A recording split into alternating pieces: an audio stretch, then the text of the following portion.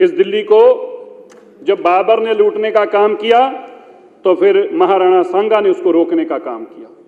जब हुमायूं ने लूटने का काम किया तो शेरशाह सूरी ने उसको रोकने का काम किया। जब अकबर ने लूटने का काम किया तो महाराणा प्रताप ने उसको रोकने का काम किया। और जब औरंगजेब ने लूटने का काम किया तो छत्रपति शिवाजी महाराज ने रोकने का काम किया। और इसी तरह जब दिल्ली के मालिक कहे जाने वाले अरविंद केजरीवाल जी ने लूटने का काम किया तो दिल्ली की हमारी नेत्री रेखा गुप्ता जी ने उसको रोकने का काम किया। दोनों हाथों से लूटने का काम करते थे। बिल्कुल, आपके पेट में तो दर्द होनी स्वाभाविक है, थोड़ी सी गोलियां खाया करो, खानी चाहिए, अच्छी बात है। और नहीं, और दूसरी बात, आज जो अपने आप को दिल्ली के मालिक बताते थे, हमें इस बात का खेद है, लूटने के बाद दिल्ली का हाल पूछने भी नहीं आए। आज 1 महीना हो गए, सत्ता की लालसा ऐसी है जैसे मछली जल के बिना नहीं रह सकती। केजरीवाल जी सत्ता के बिना नहीं रह सकते। खुद तो गए सारे के सारे ही पंजाब में साथ ले गए। केजरीवाल जी वहां, मनीष सिसोदिया जी वहां, सत्येंद्र जैन जी वहां। हम उनका नाम पता क्यों ले रहे हैं? क्योंकि उन्होंने इन कुर्सियों पे बैठ के लूटने का काम किया, इसलिए उनका नाम लेके बता रहे हैं। हम बता रहे हैं, इन कुर्सियों पे बैठ के दिल्ली को विकास का काम करने वालों लोगों ने जब लूटने का काम किया, और नाम उनका हम ही नहीं का अकेले ले रहे, ईडी और सीबीआई भी ले रही है। ईडी और सीबीआई भी उन्हीं का नाम लेती है और विजिलेंस वाले भी उन्हीं का नाम लेते हैं। और नाम तो, अरे तेरे इतने पेट में कुछ दर्द हो रही है, अरे तू तो 3 महीने पहले तक उनको गालियां निकालता था। बैठ जा, हो जा। अभी पूछ रहे थे, अब हम क्या करें अगर आप पढ़ नहीं पा रहे? बजट में लिखा हुआ है 5100 करोड़ रुपया हमारी बहन बेटियों के लिए है, 2500 रुपया महीना देना है। अतिशी जी, आप तो लोकसभा से, और एक वो सरकार है जो लोकसभा चुनाव से पहले कहती है हम 1000 रुपया देंगे। लोकसभा चुनाव से पहले कहती है हम 1000 रुपया देंगे, एक के छोड़िए 2 चुनाव हार कर चले गए, वो 1000 रुपये को बहन बेटियां ढूंढ रही है। यही इस विधानसभा में फिर कहा, पहले कहा लोकसभा में 1000 रुपया देंगे, हमें वोट दे दो। फिर बोले अगर मैं ईमानदार हूं तो मुझे वोट दे दो, मैं जेल नहीं जाऊंगा। मैं याद करना चाहता हूं, यहां पूछा जा रहा था और मैंने बार बार ये बात की, आज फिर से दोहरा कर ये बात बोलना चाहता हूं।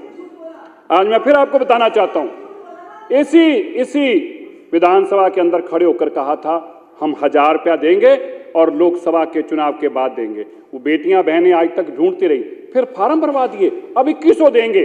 और जब हम चुनाव लड़ने जाते थे तो बहन ऐसे फाड़ के फेंकती थी, ऐसे फाड़ती थी, बहनें कागज फेंकती। हम पूछते यार कागज क्यों फाड़ रहे हो?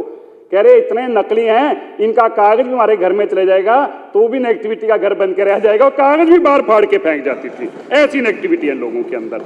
और फिर देखिए, मैं तो हैरान यार, एक बात तो माननी पड़ेगी, आपका कॉन्फिडेंस की दात है भाई, 100 के 100 नंबर हैं आपके।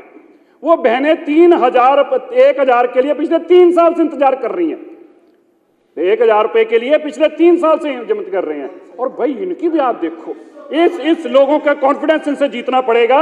1000 तो देना छोड़ो, हमारा 2500 जो हम दे रहे हैं, 5100 करोड़ रुपए का बजट में प्रदान करके रख दिया, ये उसकी चिंता नहीं करते। ये कहते हैं जी आज ही हमें रात को दो, पर अपने 1000 रुपए को इनको याद नहीं आता। हम बड़ी जल्दी 2027 के बाद, बरवा साहब, 2027 के बाद पंजाब की बहनों को भी हम ही जाके 2500 दे के आएंगे। वो भी हमारे हिस्से आने वाला है, वो भी हमारे हिस्से आने वाला है। कहता सनम, ये केजरीवाल जी ने तो ना, केजरीवाल जी को भी इस बात की चिंता नहीं मैं हार गया। केजरीवाल जी को ये चिंता है कि मैं तो हार गया, ये भगवंत अभी तक मुख्यमंत्री बन के बैठा है, इसको हटाना बड़ा जरूरी है। अब कह रहे तीनों को साथ लेके, कह रहे मनीष भाई चल, कह रहे क्या करना है, कह रहे सत्येंद्र चल, कह रहे क्या करना है, कह रहे हम तो वेले हो गए सनम, हम तो डूबे, हम ना भगवंत मान को भी ले डूबेंगे। ये बेचारी उसकी भी सरकार डुबाने के लिए वहां पहुंच गए। अरे मेरे भाई, वो आपका साथी, ऐसे मत करो उसके साथ। मैं उसकी तरफ से माफी मांग लेता हूं, मैं भगवंत मान की तरफ से माफी मांग लेता हूं। अगर उसने कोई गलतियां की हैं तो उसको माफ कर दो, ऐसे मत करो, बेचारे को इतना जलील मत करो। और सुनिए, इतना जलील करते हैं बेचारे को। अब मनीष सिसोदिया क्या, पहले सत्येंद्र जैन क्या, और तो और जिस आदमी ने मुख्यमंत्री के निवास के ऊपर एक नेत्री एमपी को पीटने का काम किया, अब उसको भी जाके भगवंत मान के सिर पे बिठा दिया, कह रहे अब ये आके बैठ गया। मुझे अभी बार मीडिया वाले पूछ रहे थे, मैंने कहा देखो मैं आतिशी जी का बहुत सम्मान करता हूं, वो हमारी नेत्री विपक्ष की हैं, आप उसकी कुर्सी खाने का इंतजाम मत करो। तुम क्या सोचते हो 1 लाख करोड़ का बजट देंगे और ये डांस करेंगे? अरे भाई ये तो रोएंगे ही और क्या करेंगे, अगर हंसेंगे तो केजरीवाल कुर्सी छीन लेगा इनकी। तो आपकी मैं दर्द समझता हूं, आपकी, मैं तुम्हारा साथी हूं, मैं तुम्हारा अपना हूं, मैं तुम्हारा विरोधी नहीं हूं। तुम्हारा डर और खौफ जायज है, इसलिए मैं आपको बधाई देता हूं। अच्छा मैं आपको एक बताऊं और बात, विजेंद्र जी, अध्यक्ष जी, मैं आपको बताना चाहता हूं, अब मैं नाम तो नहीं लूंगा इनमें से किसी का भी, लेकिन अकेले में मुख्यमंत्री जी के कमरे में आकर, मेरे कमरे में आकर सारे एमएलए बधाई देके गए हैं। मुख्यमंत्री जी के कमरे में आके भी आपने कमाल कर दिया, अब हमारे सारे सूरज खुल जाएंगे, हमारी सड़कें नहीं बन जाएंगी, हमारे कमरे में आके। और ये भी देश में पहली बार हुआ है। देखो इस बात की खुशी हमें इस बात की है अध्यक्ष जी, देश में पहली बार हुआ है कि विपक्ष ने ये प्रस्ताव रखा, विपक्ष ने यहां पर कहा, विपक्ष ने क्या कहा, कह रहे यार केजरीवाल जी के शीश महल को म्यूजियम बना दो और टिकट लगा दो। ये कभी नहीं हुआ कि भी को अपने मुख्यमंत्री की नालायकी को जग जाहिर करने के लिए म्यूजियम बनाने की बात करे। यह भी प्रस्ताव आपकी तरफ से आया, मैं ये मानता हूं, आपके दर्द और पीड़ा का मैं समझ सकता हूं, कितना पीड़ा। देखो हंसते हैं, देखो केजरीवाल जी का नाम लेते ना, जैसे केजरीवाल जी के पर्दे उतारे या खुश हो जाते हैं। हमारे नेता खिलाफ बोले हमें गुस्सा आ जाता है, ऐसे मुंह बना कर तू बोलेगा कैसे हो, और ये बता क्या रहे ये है। मैं मानता हूं केजरीवाल जी अगर यह पीड़ा को समझ सकते होंगे, कहीं देख रहे होंगे तो उनको कितना दर्द हो रहा होगा, और उस दर्द को मैं महसूस कर सकता हूं।